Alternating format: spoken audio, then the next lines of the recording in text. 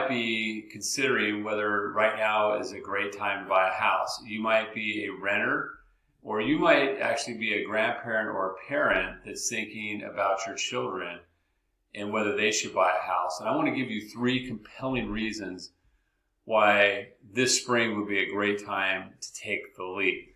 The first is that rent is increasing at an alarming rate. The average rent has shot up significantly due to inflation and demand.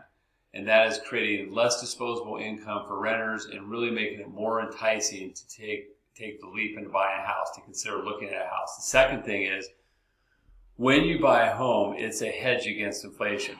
And right now we've had high inflation, whether it was COVID, political, economic, or any other reasons. High inflation affects all of us, but the house is a hedge against inflation because the principal and interest payment stay the same the whole 30 years. So you don't have to worry about that part of the payment continually increasing. And then lastly, and this is sort of the big one that most people are most concerned with, and that's where home price is going.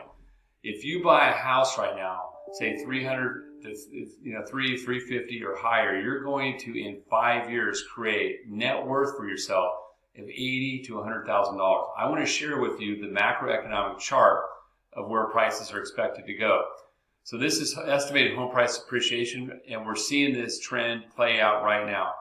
Now this is nationally too. This isn't Texas or even North Texas. This is nationally. Nationally, you're looking at, we're expected to lose about 1.61%. That's basically a break even. Going into 2024, we'll start to see prices rise back in the 4% range. And frankly, in Texas, we might see even a higher. I'll tell you why. If you were to build a wall around Texas and literally enforce it to where no one can get in, we don't have enough homes for our existing population. And with a new family moving to the DFW area and other metropolitan areas in Texas, every 6 minutes on average, that demand is going to continue to rise.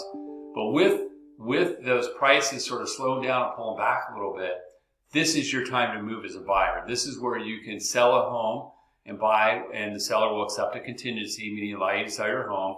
This is an opportunity for a first-time homeowner to couple up with seller concessions and closing costs with down payment assistance, or even if you have to pay a list price, not have to pay $25,000 or $50,000 over, which, by the way, is when rates start to drop and inflation starts to subside, we're going to see a spike back up in demand, and we will be in a competitive situation. Just this week, it was announced the housing starts over the last 2 years are below the averages needed to sustain our growth.